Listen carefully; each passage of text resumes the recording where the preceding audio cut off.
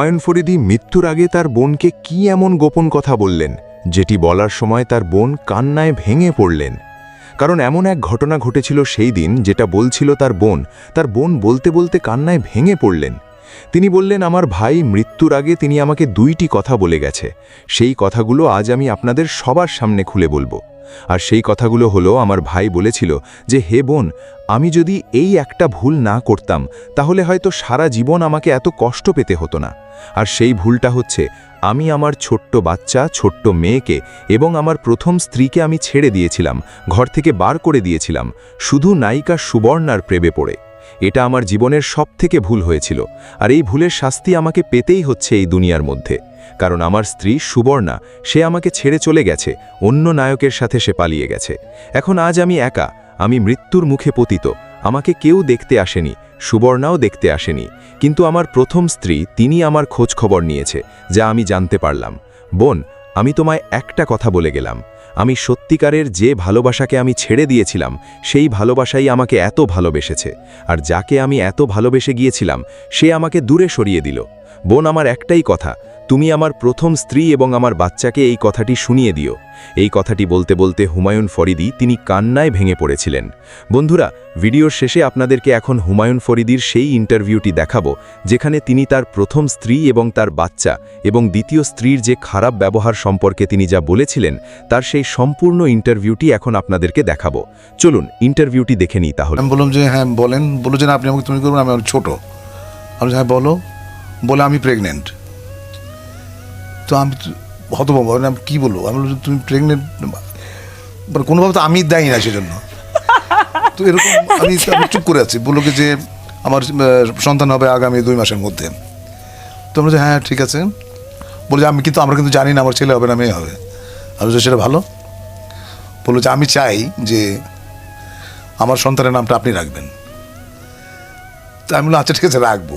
তারপর তো তোমার সেটের মধ্যে ফোন আসলো, আমাদের সেটে ফোন এসেছিল, ডাক নামটা রাখবো, আসল নামটা তোমরা রাখবে। আচ্ছা আচ্ছা, আমি এরকম অনেকের নাম রেখেছি। ওকে দর্শক, এই পুরো ইনফরমেশনটা ছিল আমার জন্য একেবারেই নতুন এবং আমার মনে হয় আপনাদের জন্য নতুন। অনেকের নামই রেখেছেন ফরিদী ভাই, নতুন একটা ইনফরমেশন পেলাম। এবার বলেন, প্রেম শব্দটার অর্থটা কি আপনার কাছে? প্রেম যে একটা ছেলেতে মেয়েতে হবে আমার কোনো কথা নেই। তুমি হয়তো বাড়িতে একটা গাছে পরিচর্যা করো, তার সঙ্গে তোমার প্রেম হতে পারে। বা তুমি একটা কলমটা তোমার পছন্দ, তাই না? ওইটা প্রেম। আমি উদাহরণ দিই তোমাকে। ধরো তোমার একটা কলম আছে, তুমি ট্রাভেল করছো ট্রেনে বা প্লেনে, সেম একটা কলম তুমি যদি আরেকটা লোকের কাছে দেখো, তুমি কিন্তু তার সঙ্গে এক ধরনের ইন্টিমেসি ফিল করবে। প্রেমের ব্যাপারটা অনেকটা এইরকম। প্রেমের মধ্যে কোনো স্বার্থ থাকতে পারবে না, এবং প্রেম মানে একজন আরেকজনকে কেয়ার করবে, তাই না? প্রেমের দুজন মানুষের মধ্যে যে প্রেম, সে প্রেমের ক্ষেত্রে সবচাইতে বেশি ছাড় একজন আরেকজনকে দেবে। কম্প্রোমাইজটা থাকতে হবে। হ্যাঁ, কম্প্রোমাইজটা থাকতে হবে, রেসপেক্টটা থাকতে হবে, আর ভালোবাসা তো মাস্ট। ভালোবাসা তো থাকতে হবে। তো বন্ধুত্বটা তাহলে কি? বন্ধুত্ব হচ্ছে এমন একটা জিনিস যে তুমি তোমার স্বামীর সঙ্গে যেটা শেয়ার করতে পারো না, বাবা মার সঙ্গে বা ফ্যামিলির সঙ্গে শেয়ার করতে পারো না, সেটা তুমি তোমার বন্ধুর সঙ্গে পারো। বন্ধুত্ব হচ্ছে এরকম একটা জায়গা। আর বন্ধুত্বের তো কোনো বয়স নেই। বন্ধুদের কোনো বয়স, আর বন্ধুরা কখনো ছেড়ে যায় না। পৃথিবীতে সবাই চলে যাবে। আমার মেয়ের বিয়ে হয়ে গেল কিছু, সে আমাকে ছেড়ে চলে গেছে। সবাই ছেড়ে চলে যাবে, বাবা মরে যাবে, মা মরে যাবে, কিন্তু বন্ধু কখনো হারায় না। আমরা যে নতুন আমি ইরেশের একটা নাটক করে আসলাম কিছুদিন আগে কক্সবাজারে। ওখানে এই সংলাপটা পড়ে আমি খুবই মুগ্ধ। আমি ইরেশকে বললাম যে তুমি এরকম চমৎকার সংলাপ লিখেছ। ইরেশ জাকিরের লেখা। আচ্ছা। তো ওখানে সংলাপ ছিল যে সবাই চলে যায়, তখন আমি বলি শুধু বন্ধুরা ছাড়া। আরও একটা জিনিস, আমিও মানে এটা এখন আজকে রিয়েলাইজেশনে আসবে যে হ্যাঁ, সবাই ছেড়ে যায় বন্ধুরা ছাড়া। আপনার লাইফে এরকম বন্ধু তো অনেক এসছে, তো একটা বেস্ট ফ্রেন্ড থাকে না, সেটা কে? আমার বেস্ট ফ্রেন্ড থাকে সুইডেন, ওর নাম মানিক। আচ্ছা। তারপর আমার আরেকটা ফ্রেন্ড আছে লন্ডনে থাকে, ওর নাম জিলানি। আচ্ছা।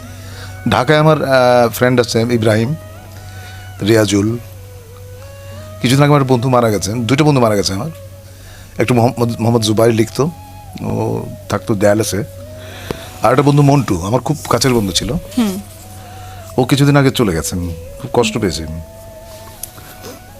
তো এই যে বন্ধুর মানে অভাব তো ফিল করেনি, যে বিদেশে আছে যে 2জন বন্ধু, তো তাদের সাথে কি মানে যাওয়া হয়, তাদের সাথে দেখা করতে? হ্যাঁ, আমি স্টকহোম গিয়েছি এ পর্যন্ত 6 বার, শুধু বন্ধুর সাথে দেখা শুধু বন্ধুর করতে? সাথে দেখা করার জন্য। মানুষ জিজ্ঞেস করে কি প্রোগ্রাম আসছেন, আমরা যে বন্ধুর সঙ্গে দেখা করতে আসছি। ওর হতভম্ব তাকিয়ে থাকে। আচ্ছা, এই যে কাজের সুবাদে অনেক বিদেশে ভ্রমণ হয়েছে, দেশের বিভিন্ন জায়গায় কাজ করা হয়েছে, সবচাইতে ফেভারিট স্পট কোনটি? স্টকহোম। স্টকহোম। সেটা কি শুধু বন্ধুর কারণে নাকি আসলে না, জায়গাটা শহরটাই খুব সুন্দর? গোছানো, আচ্ছা খুব সুন্দর শহর।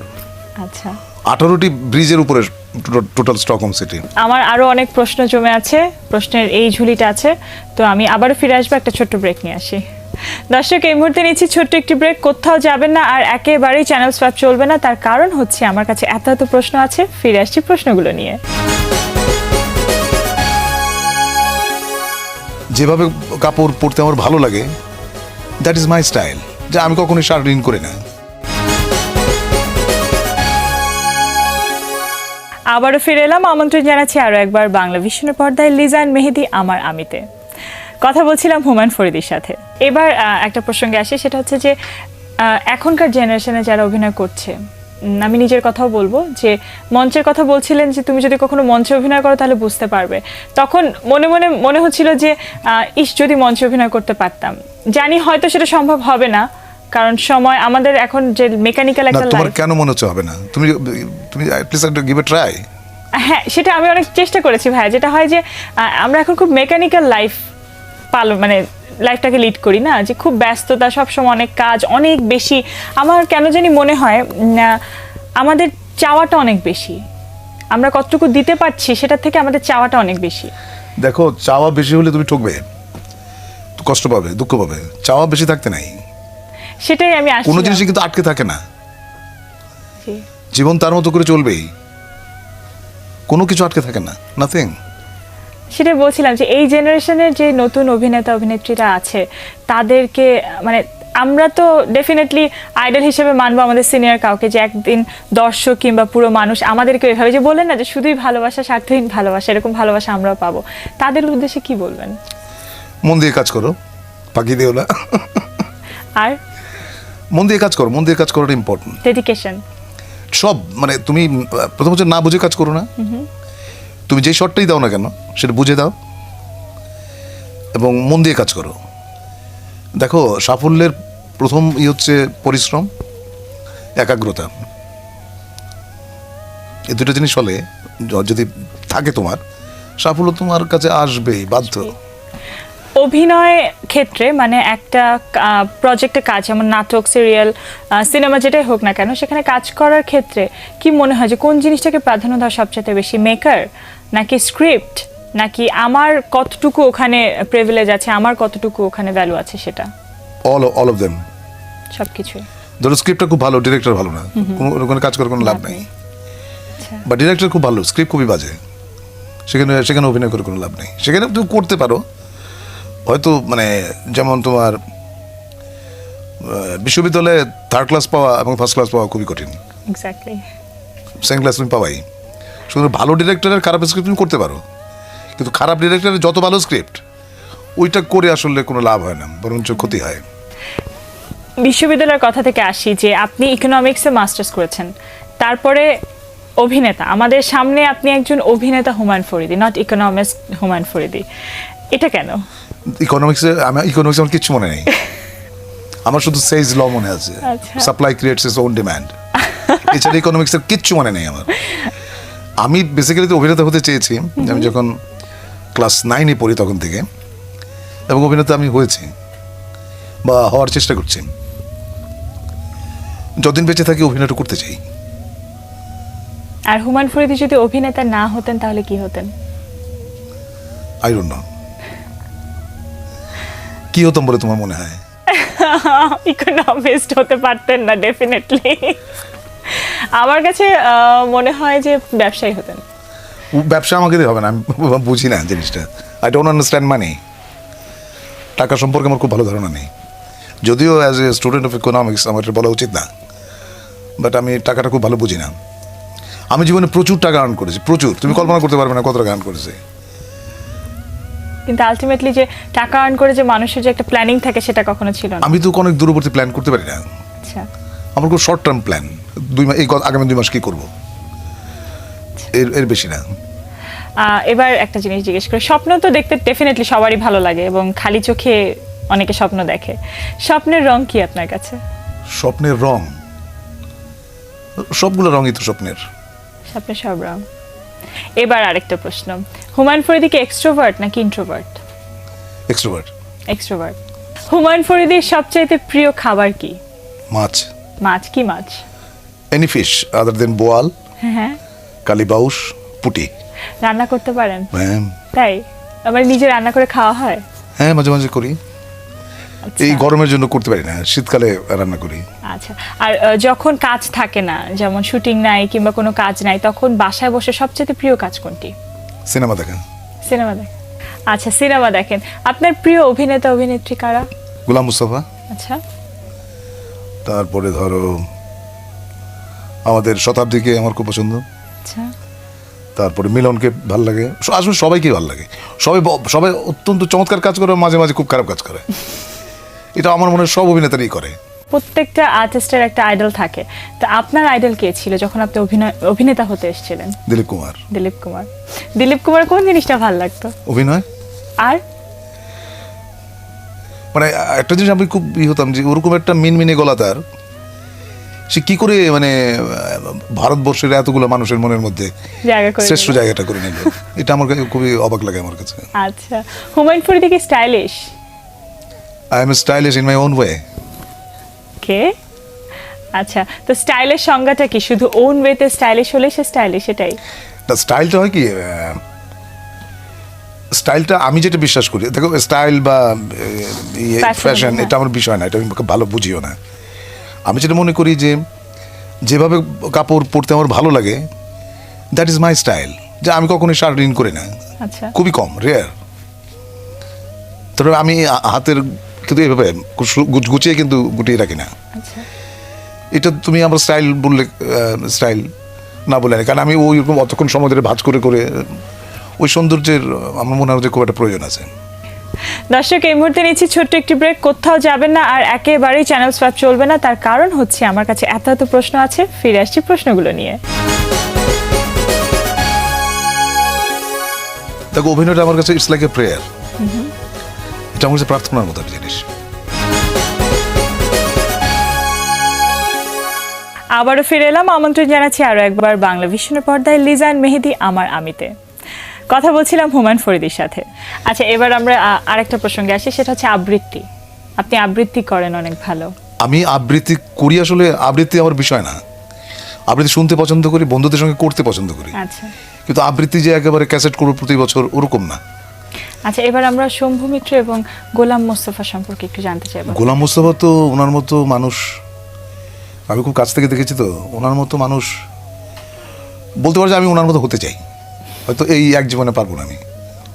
উনি যেমন জ্ঞানী, যেমন বিচক্ষণ, যেমন রসবোত্তার, এবং মানে পৃথিবীর এমন কোনো বিষয় নাই যে উনি জানেন না। ধরো আমি একটা বিপদে পড়ে গেলাম বা আমি একটা শব্দ খুঁজছি, তাকে ফোন করলাম, ফোন করে বলার পরে উনি বললেন যে বিষয়টা তো আমি জানি না, দাঁড়াও দেখছি, বলে আধা ঘন্টা পর ফোন করে পুরো জিনিসটা বলে দিলেন। ওটার সঙ্গে রেফারেন্স হিসেবে আর যা যা দরকার সব বলে দিতেন সবকিছু। আমার একদিন হঠাৎ মনে হলো, আচ্ছা তুমি কি পাপের ইংরেজি কি? সিন। Sin, S I N sin. কিন্তু পুণ্যের ইংরেজি কি জানো? আমি তুই হয়ে গেলাম, তো আমি ফোন করলাম মুস্তফা সাহেবকে রাত্র 11টার সময়। আমার যে বাবা, পাপ ইংরেজি সিন, বললো যে হ্যাঁ। বলে পুণ্য ইংরেজি কি? উনি বলেন পাইটি। পাইটি? হ্যাঁ, মানে পাইটি মানে বলে he is a pious man. আচ্ছা। উনি ধার্মিক লোক। ওইটা হচ্ছে অ্যাডজেক্টিভ, যখন নাউনে আনবা তখন একটা পাইটি হবে। কোন জিনিসটা, কোন মানে ইয়েটা আপনার খুব বেশি মনে পড়ে? ওনার অভিনয়, ওনার ব্যক্তি জীবন, ওনার ধৈর্য, ওনার আবৃত্তি, ওনার আসলে ওনার সবই, পুরোটাই। আচ্ছা, এবার শম্ভু মিত্র সম্পর্কে একটু জানবো। সৌম্য মিত্র তো উনি তো একটা বিশাল ব্যক্তিত্ব। তো ওনার সঙ্গে আমার পরিচয়, আমরা যখন থিয়েটার করতে গেলাম কলকাতায়, তখন তো একদিন ওনার বাসায় গেলাম, মানে ওনার কাছে অ্যাপয়েন্টমেন্ট চাইলাম যে আপনার বাসা, বললো যে তুমি বুধবার দিন বিকেল 4টায় চলে এসো। তো আমরা 3টার সময় গিয়ে চলে গেছি ওখানে, গিয়ে তো ঘুরছি ফিরছি, কখন 4টা বাজবে। তারপর ফুল কিনে চলে গেলাম। উনি রজনীগন্ধা খুব পছন্দ করতেন। তারপর কথা হলো, ই হলো, তারপরে এক ধরনের কি বলবো, বন্ধুত্বের একটা সম্পর্ক হয়ে গেছিল। কারণ কলকাতার লোকেরা সৌম্যমিত্রকে দেবতা বানিয়ে একদম একা করে ফেলে রেখেছিল। সেখানে আমি বোধহয় ছিলাম ওনার একটা ভালো আশ্রয়, যে জন্য উনি আমাকে অসম পছন্দ করতেন, অ্যাডভাইস করতেন মানে জিজ্ঞেস করলে বলতেন। আমি ওনাকে একবার জিজ্ঞেস করলাম যে আমি যদি আপনাকে চিঠি লিখি আপনি কি উত্তর দেবেন? তো উনি বলেন যে তুমি চিঠি লিখে দেখো, আমার ধারণা আমি উত্তর দেবো। তারপর বহুবার মনে হচ্ছে চিঠি লিখি, কিন্তু লেখা হয়নি। লিখলে যদি উত্তরটা দিতেন সেটা আজকে কাজে লাগতো মানুষের। এবার আমরা পিটার ব্রুক সম্পর্কে একটু জানতে চাই। Peter Brook is the father of modern theatre. Peter ব্রুকের সঙ্গে আমার একবারই দেখা হয়েছে 3 দিনের জন্য। কলকাতা একটা ওয়ার্কশপ করতে গিয়েছিলাম আমি, নূর ভাই আর সারা ভাবি। তখন ওনার সঙ্গে দেখা। তো ওনার এমটি স্পেস বইটা আমার পড়া ছিল। তো ওনার ক্লাসে আমি সব মানে সব অদ্ভুত প্রশ্ন করা শুরু করলাম। বললাম যে আপনি এই জায়গায় এটা বলেছেন, কিন্তু আমাদের থিয়েটারে তো এটা হওয়ার স্কোপ নাই। পরে কফি ব্রেকে উনি আমাকে ডাকলেন, ডেকে বলেন কি আসলে আমি তোমাদের থিয়েটার সম্পর্কে জানি না, যে জন্য আমি ওয়েস্টার্ন থিয়েটারের উপর লিখেছি। তুমি যদি এটার প্রিফেসটা পড়ো তাহলে দেখবা যে প্রসেনিয়াম থিয়েটারের কথাই আমি বলেছি। তারপরে আমি বললাম যে আপনার আমাদের থিয়েটারে প্রাসঙ্গিকভাবে এই জিনিসটা কি হওয়া উচিত সেটা আপনার লেখা উচিত। বলছি দেখি, আই উইল সি। এবং is very nice man, very small, very nice. Humayun ফরিদির অভিনয়ের একটা আলাদা বিশেষত্ব আছে, একটু ডিফারেন্ট। মানে হুমায়ুন ফরিদি ইজ হুমায়ুন ফরিদি, এই কারণে কখনো হুমায়ুন ফরিদিকে অন্য কারোর সাথে তুলনা করা যায় না। এটার রিজনটা কি, এটার ভিতরের কাহিনীটা কি? দেখো, অভিনয়টা আমার কাছে ইটস লাইক এ প্রেয়ার। এটা আমার কাছে প্রার্থনার মতো একটা জিনিস। আমি যখন যে চরিত্রটা করি সেটা অত্যন্ত বুঝে ওইভাবে অভিনয়টা করি, কিন্তু আমার অভিনয় অন্যের চেয়ে আলাদা কিন্তু না। আসলে এটা বোধহয় ভুল ব্যাখ্যা হচ্ছে। আমি যখন রাজার অভিনয় করি তখন আমি রাজা, আমি রিক্সা চালকের অভিনয় করি তখন আমি রিক্সাওয়ালা। হ্যাঁ, আমি যখন একটা কেরানির চরিত্রে অভিনয় করছি তখন আমি কেরানি, আমি যখন গুপ্তচরের চরিত্রে অভিনয় করি তখন একটা গুপ্তচর। কাজে আমি ওইভাবে সাজাই আর কি জিনিসটা। আচ্ছা, তাহলে এটা হতে পারে যে আপনি ক্যারেক্টারটা এমনভাবে পোট্রে করেন যেটা হয়তো অন্য কেউ পারে না সেভাবে পোট্রে করতে, কিংবা ক্যারেক্টারের সাথে মিশে যেতে, সেটাই কি? না, সবাই পারে না এটা বলা ঠিক হবে না, পারে অনেকেই। না, আপনার স্টাইলটা একটু ডিফারেন্ট হয়। আমার নিজের কোনো স্টাইল নেই। I am just faithful to my acting. থাকে না স্বপ্ন ক্যারেক্টার একটা যে করতে চান এখনো, মানে একটা চান আপনি এরকম একটা স্ক্রিপ্ট লিখতে, সেরকম একটা ডিরেকশন দিতে, কিংবা আপনি অ্যাক্টিং করতে, সেখানে ধরো মঞ্চে যদি করতে চাই, মঞ্চে আমি কিং লেয়ারটা করতে চাই। আমার খুব আমার অভিনয় জীবনের শুরু থেকেই আমার ইচ্ছা কিং লেয়ার। কিং লেয়ার যখন প্রথম পড়ি, আচ্ছা, এটা কিং লেয়ারটা আমার করার খুব শখ। আচ্ছা, আর ছিল আর টেলিভিশনে? কি। আর টেলিভিশনে আমার ইদানিং মনে হচ্ছে একটা অন্ধ ক্যারেক্টার করা উচিত। অন্ধ ক্যারেক্টার আমি করিনি এখনো, আচ্ছা, আমার করার খুবই শখ। ওকে। ফরিদি ভাই, আজকে আমাদের এই সেটে আপনি এসেছেন এবং আপনার সম্পর্কে জানতে পেরে আমি জানি যে আপনার ভিতরের আমিকে কিছুই বের করতে পারিনি, বাট তারপরও যতটুকু পেরেছি সেটার জন্য আমি অনেক লাকি, অনেক প্রাউড ফিল করছি আজকে। কি যে বলো না, আমি খুবই সিম্পল একজন মানুষ। আমার সঙ্গে কথা বলতে পেরে তোমার প্রাউড হওয়ার কিচ্ছু নাই। আমিও তোমার সঙ্গে কথা বলে খুবই তৃপ্ত, খুবই আরাম পেয়েছি, খুবই ভালো লেগেছে। কিন্তু তোমার কাছে আমার একটা প্রশ্ন আছে। জি। জিয়াউর রহমানের মৃত্যুর আগে বাংলাদেশের প্রেসিডেন্ট কে ছিলেন? জিয়াউর রহমানের মৃত্যুর আগে বাংলাদেশের প্রেসিডেন্ট কে ছিলেন? জিয়াউর রহমান নিজে। ওকে, আচ্ছা। আমি এই যে একটু আগে আপনি যে কোয়েশ্চেনটা যেভাবে করলেন, আমি কিন্তু সত্যি ভয় পেয়েছি যে না জানি কি কোয়েশ্চেন আপনি করবেন। আমার মনে হয় দর্শকরা বুঝতে পেরেছেন যে হুমায়ুন ফরিদিকে হয়তো বাইরে থেকে দেখে মনে হয় অনেক শক্ত, অনেক রাগী একটা মানুষ, যেই ভুল একটা আমার মধ্যেও ছিল, ভ্রান্ত ধারণা আমার মধ্যেও ছিল। এবং ফরিদি ভাই ঠিক এরকমই এক এক সময় এরকম মজার একটা কোয়েশ্চেন করে সবার ভুলটা ভাঙিয়ে দেন। আপনি অনেক কিছু দিয়েছেন আমাদের ইন্ডাস্ট্রিকে, মিডিয়াকে, কিংবা সমাজকে, কিংবা জাতিকে, দেশকে। ভবিষ্যতে যারা আপনাদের মানে আপনাদের উত্তরসূরি আমরা যারা, তাদেরকে উদ্দেশ্য করে, মানে তাদেরকে একটা বিশেষ আপনি কি বাংলা ভিশনের পর্দা থ্রুতে জানাবেন? আমি একটা জিনিস সমস্ত অভিনেতাদের বলতে চাই, এটা অনেকেই জানে অবশ্য। যদি কখনো অভিনয়ের সংকটে পড়ো, any time you can call me, any time তোমরা আমার বাড়িতে আসতে পারো। I will try to help you. যদি কখনো কোনো চরিত্র করতে গিয়ে, এখন অনেকেই আসে, অনেকে জানে ব্যাপারটা, তারপর আমি এটা সবার কাছে বলে দিচ্ছি, my house is open for all the actors. যে কোনো সময়, সে রাত্র 1টা হলো তুমি আমার বাড়িতে আসতে পারো, কোনো অসুবিধা নেই। একটা শর্ত, খাবার সময় যদি এসো তাহলে খাবারটা খেতে হবে। ওকে, আপনাকে অনেক ধন্যবাদ ভাইয়া সময় দেওয়ার জন্য এবং আমাদের লিজান মেহেদি আমার আমিতে আসার জন্য, আপনার ভেতরের কিছু কথা আমাদের সাথে শেয়ার করার জন্য।